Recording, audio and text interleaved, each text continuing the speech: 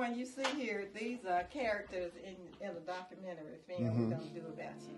And you see they're very diverse. We got a lot of history. We got newcomers here. We got not real new members, but we got long-time deacons. So I got my birthday buddy. That's birthday buddy.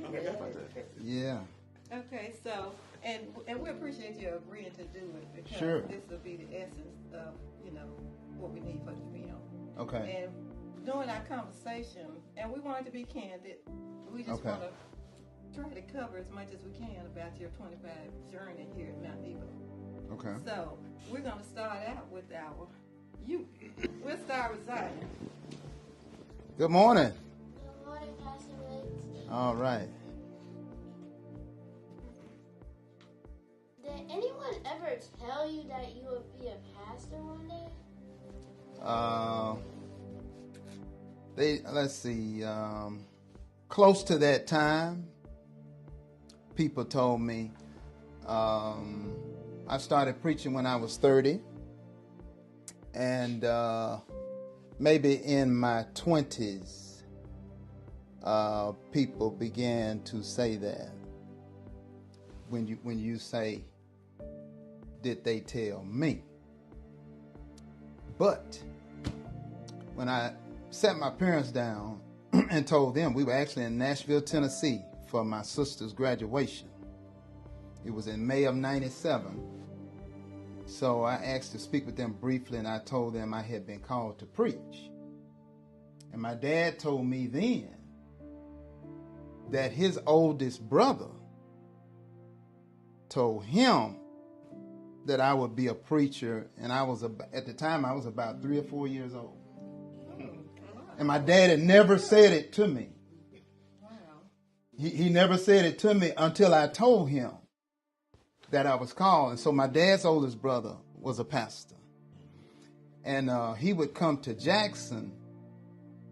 He was taking some graduate courses at Jackson State. He lived up in Columbus. And he would come and he would stay in the room with me. And then my dad said he loved to stay in that room with me and just talk with me.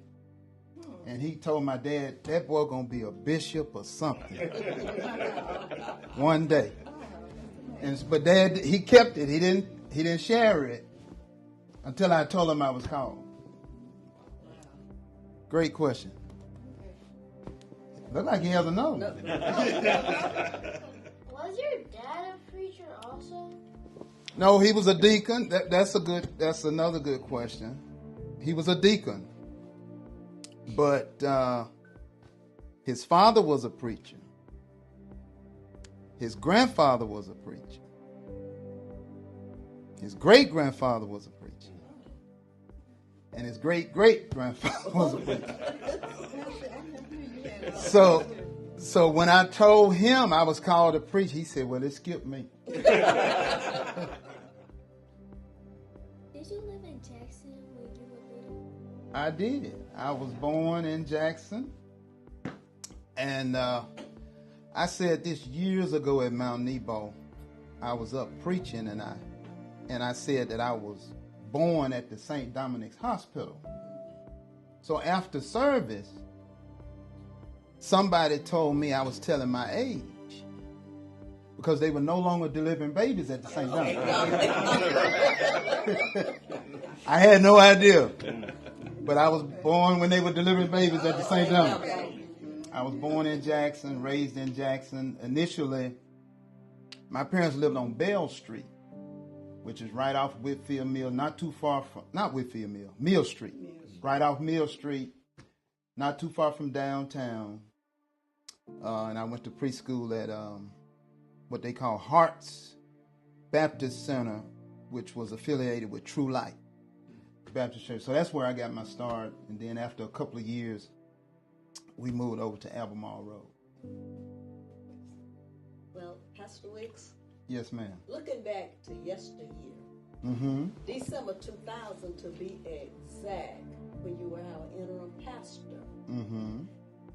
I had surgery on one of my legs, and you called me one evening and said, talking about coming to visit, and I'm thinking to myself, it's cold, and it's raining out there, surely this preacher ain't coming.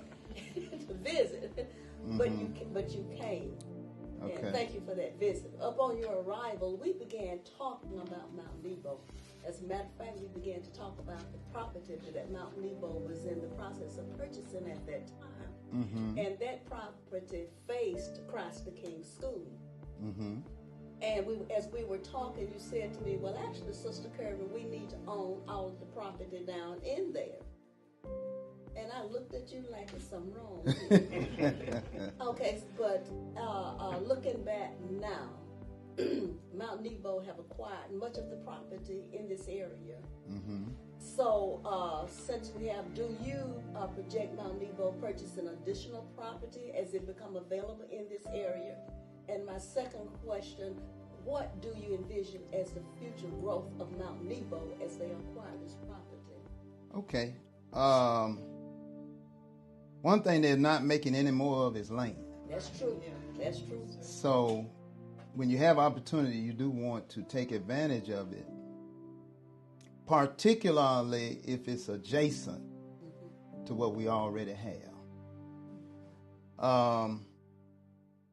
As far as future plans or what you might do with it, people want to know, but what are you going to do with it? Well, God's vision and God's plan is bigger than any one person. So if God calls me and the church, when I'm here, to acquire the property, his plan may be for the next pastor to make use of it. So we never know what, I guess immediate plans right now is to do the finishing touches on what we have with the Family Life Center. But perhaps down the road, it really depends on what God says, what we build later.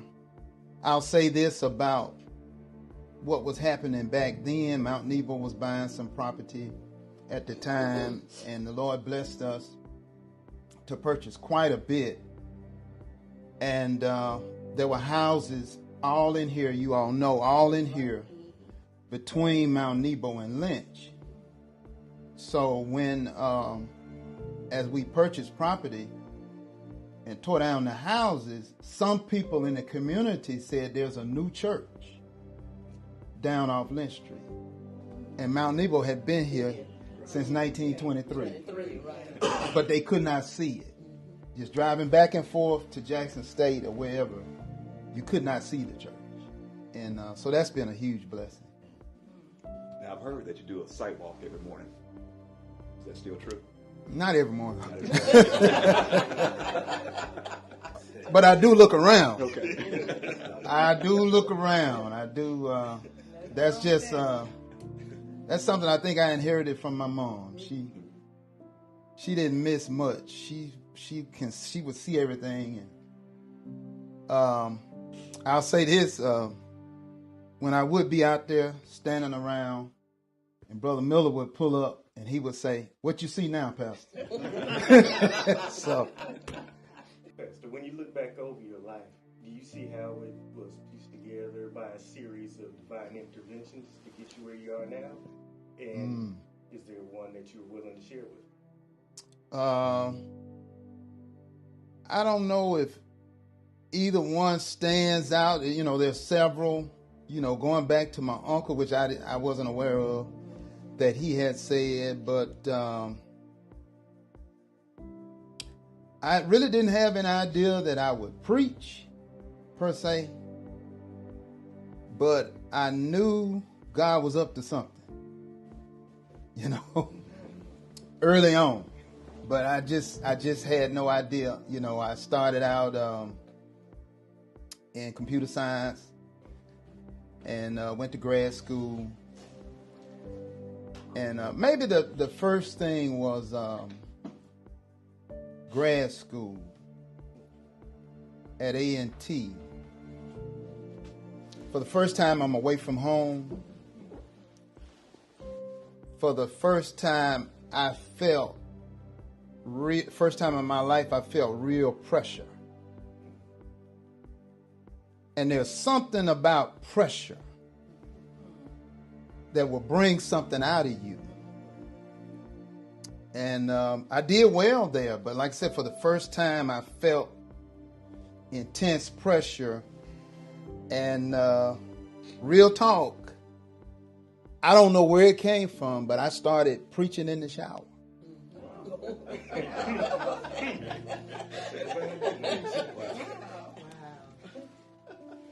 But the thing is, that went on for 9 years after I left A&T and all. But that was the first sign, and it wasn't anything I planned. But I really think it was the difficulty and the challenge of grad school that brought something else out of me that I had no idea was in me. Pastor Weeks, Yes, ma'am. You did a lot of things in college. You studied hard. You graduated at the top of your class. You joined the fraternity, and then you went on to be president of that fraternity. And in addition to that, you were the president of an honor society. And I'm sure you did a whole lot of other things that I haven't mentioned. But is there any one thing or one person that you can look back on now and say that Alcorn State University was a part of the plan for you to be where you are today? Not necessarily one person, but those organizations. And I recommend this to any young person. When you're in school, study, do your best, make the grades, but also get involved. Alcorn was my first experience with leadership. Absolutely. The first time I was, you all probably heard me say this, I was rather quiet and somewhat shy in high school, junior high. Never led any organization. The only speaking I did was in church. I went to Alcorn and I began to mature and joined some organizations, became president. Even at Virginia Tech, I was president of the Black Graduate Student Organization.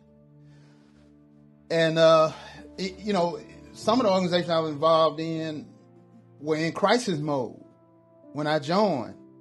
And they looked around and said, "You're the president." I'm like, "Oh, really? You're the president." And the Lord blessed, and we made our way out of it. And I often think about that today. But that's where the leadership started at Alcorn. Pastor Wicks. Yes, sir. Can you describe your first thought and your emotion upon becoming the interim pastor?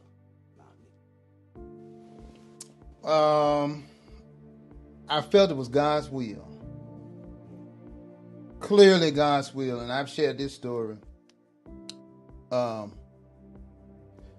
So I was called to preach in 97, moved back home in 98.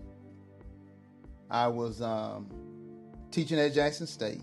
I was associate minister under Dr. Jerry Young at New Hope. And I was working with the college ministry Sunday school class, among other things.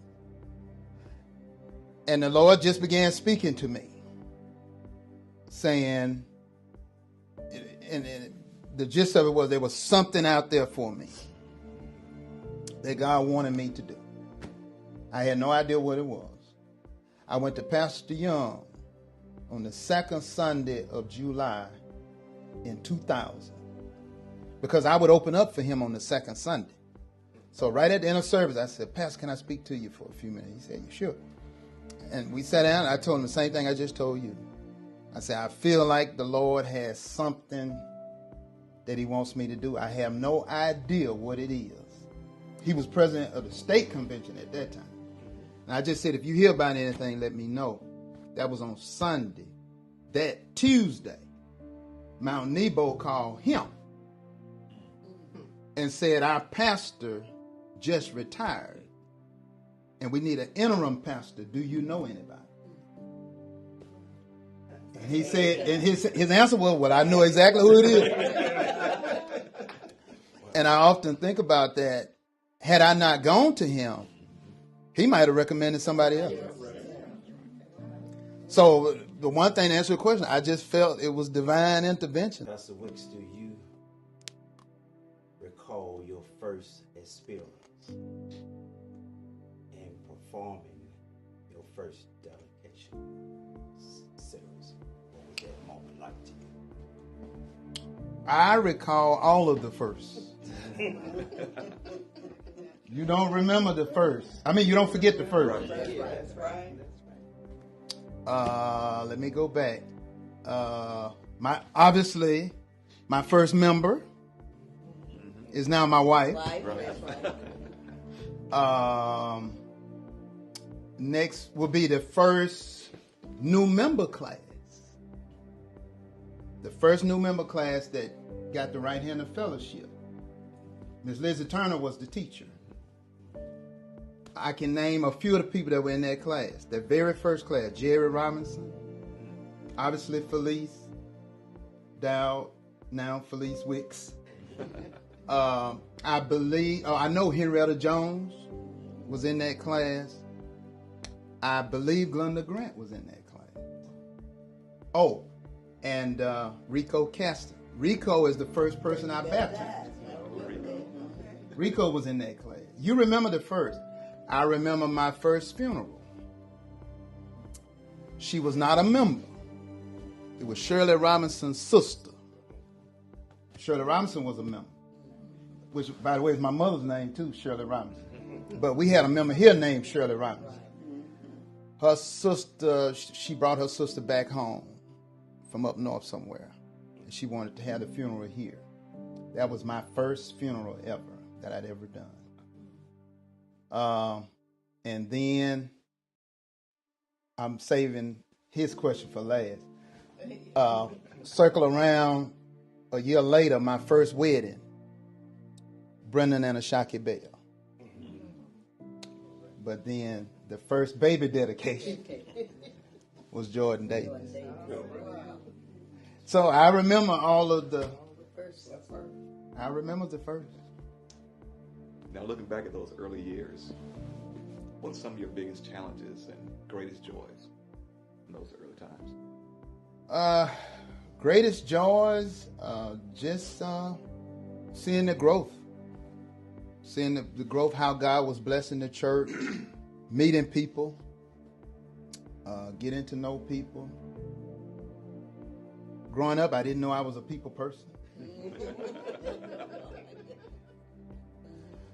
Challenges, just dealing with fires, trying to put out fires. That's the biggest challenge. And church is unique from private industry. You know, in any other workforce, well, most workforce generally, you're just dealing with that person. And that person doesn't have 35 cousins in the church. Exactly. Well, on the job. Exactly. So, yeah. So it's a little different. You have to be very sensitive. And you have to kind of walk through that minefield. But if you lean on God, He'll get you through it. He'll get you through it every time. Maybe going back over some things that you talked about, but you mentioned, of course, the three great universities that you've gone to and the different types of education. I've noticed in your years, how you like to have your deacons trained, Sunday school, you have a group. How do you relate education and training to the church's overall progression? Very important. Very important. There's a saying, you get your burning, but you also get your learning. Education is very important. That's the key to Christian growth. None of us should be where we were spiritually 25 years ago, including the pastor. We all should be growing. And the only way to really grow is Christian education. You have to study the Word. You have to sit under people that teach. I go to some of the conferences and conventions, And of course, with modern technology, YouTube, I'm listening to other preachers all the time. That's important. That's a key part. And it's not enough just to sit under the pastor every Sunday. You need to be in you're sitting under the pastor on Sunday, you can't Raise your hand. I got a question. So you need to be in a small group setting where you can raise questions, you can answer questions. And again, going back to me being asked to teach that Sunday school class in Virginia, you don't learn material any better than you learn it when you're responsible for teaching. Well, Pastor, my question is, as a father and a husband, I know that there have been challenges out there when it comes to balancing, the ministry and your family life. How have you been able to deal with that? Wow, that's interesting. That's a good question. Really, all the questions are great. Pastoring by itself, depending on the size of the church, pastoring by itself can be done, and you spend quality time with your family. When I first started pastoring, I was teaching at Jackson State. I was full-time at Jackson State. And sometimes, I would leave Jackson State, close the door, I might leave the light on. I wasn't telling the tale, but people thought I was at Jackson State, I was at Mount Nebo.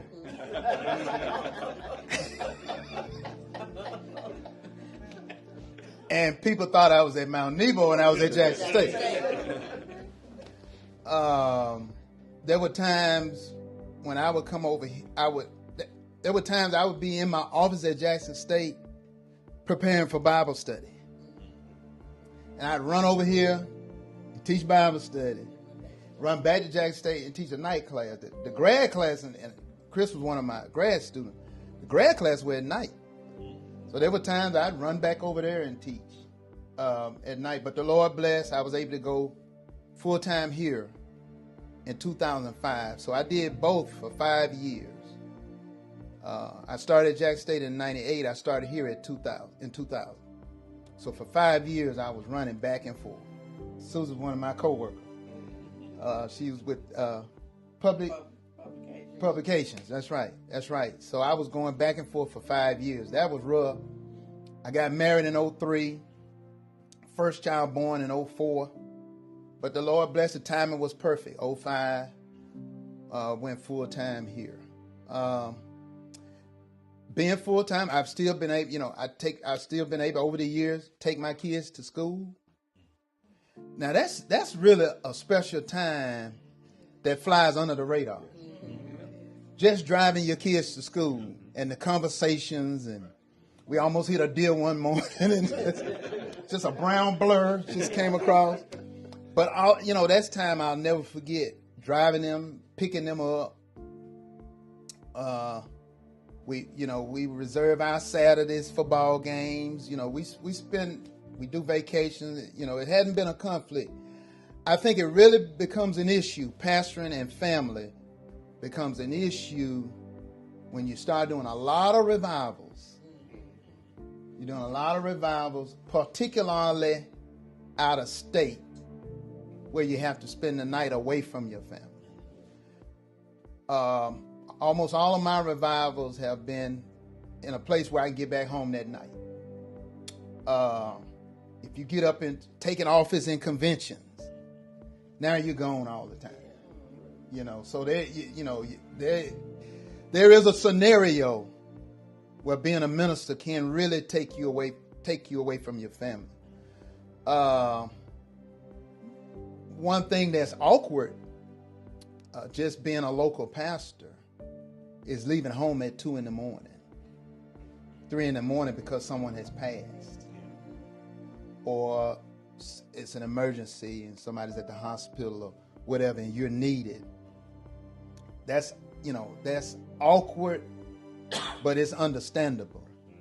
You know, you hate to leave your family, you know, your wife and your young kids in the middle of the night like that. But that's what we're called to do. And we do it. And that actually, you know, coming here, I guess you would say my parents were sort of middle age, just on the back end of middle age. But pastoring really kind of prepared me for when they got in a situation where it's them that I have to go to the hospital to see about at 3 in the morning. Now we fast forward, here you are 25 years later. How have you been able to maintain your emotional and spiritual state, you know, while you're making sure that you care for everybody else? Yeah, that's good. Getting up early in the morning.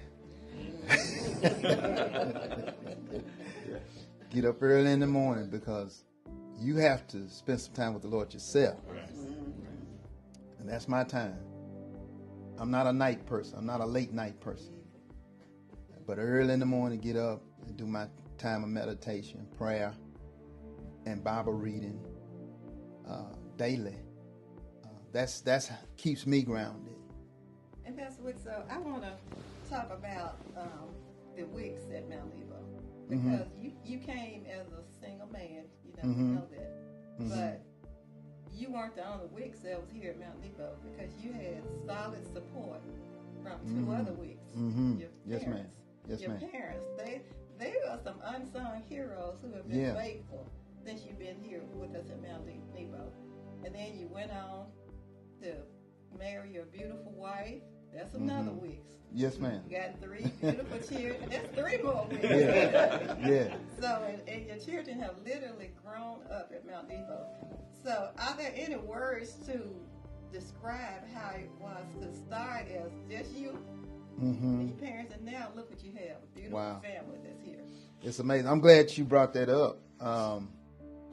Some people don't know that, you know, newer members don't know, never really met my parents. But when I came here, you know, my first Sunday, August 13, 2000, they were sitting right there. That's right.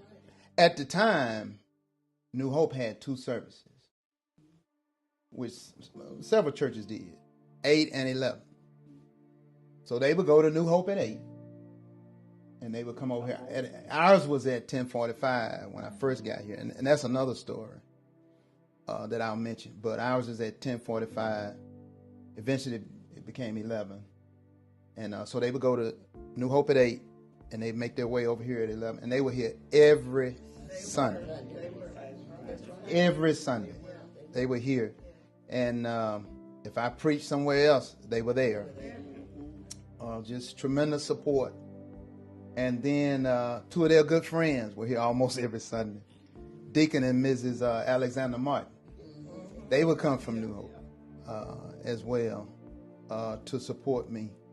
And I remember a comment Deacon Davis made about my parents being here every Sunday. He said, Pastor, he said, if you ever get in a war over here at Mount Nebo, your parents will be here to help you. I don't know if you remember that. He sure said it. They'll be here to help you fight. So they were here every Sunday. My first appreciation service, I was not married. So I believe my mother was my escort. Yeah, my mother was my escort for the first one. And but at that point, I had already met Felice. We started dating pretty soon after she joined, and but we did not date at church. So when I announced, it was probably 2 years later, when I announced that we were engaged, some people were shocked. I do emphasis on some. When I announced it that Sunday, the reason I said some people didn't know, when I announced it that Sunday, an older deacon, he's not in this room, but an older deacon leaned over to Felice and said, I figured it was about that time. So some people knew. But yeah, and wow, it's just a blessing. Again, God's hand. And she's amazing. She's amazing. Amazing wife, mother, doing a great job where she works. And then, here at the church. Church members see some of what she does, with teaching Sunday school, working with the programs. But there's some other things she does for the church that people don't see. But she's a blessing. And then the kids growing up in the church, it's just huge. And the people have loved on our family so. They really have. They really, really loved on our family. And we're grateful. My trial sermon was my testimony. No? Okay, I'll get to Nehemiah too.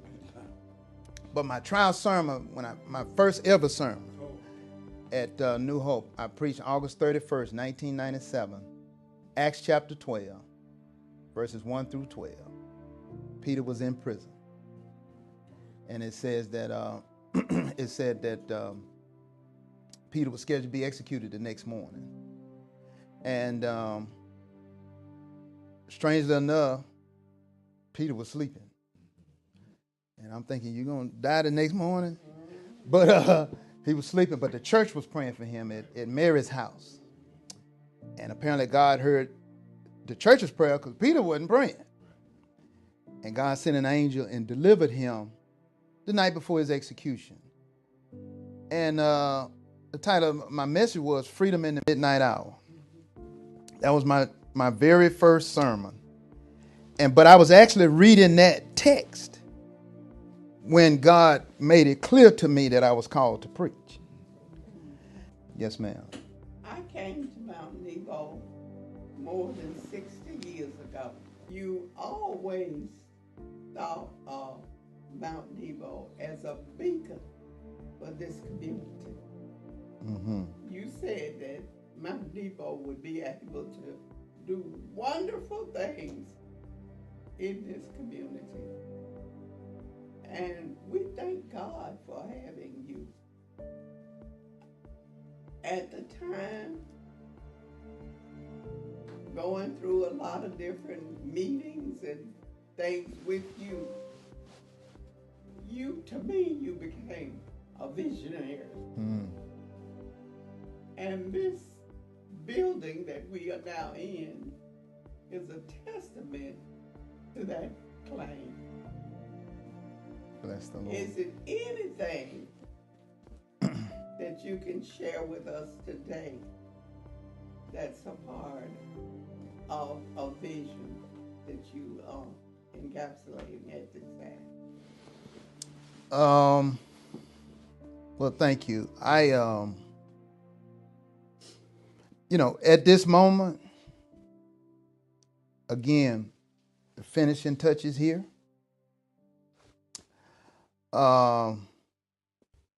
Growth is what I see.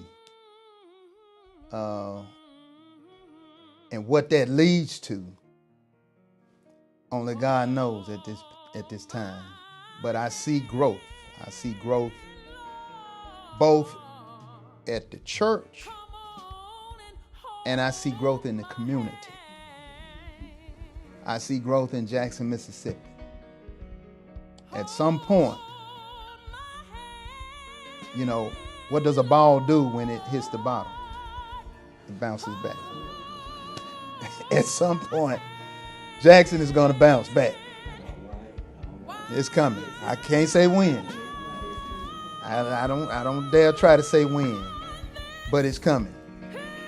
And I think Mount Nebo, Lord's willing, will be sitting pretty when that happens. Whoever the pastor is, if it's me, if it's the next pastor, whoever, Mount Nebo will be in a perfect spot when that happens.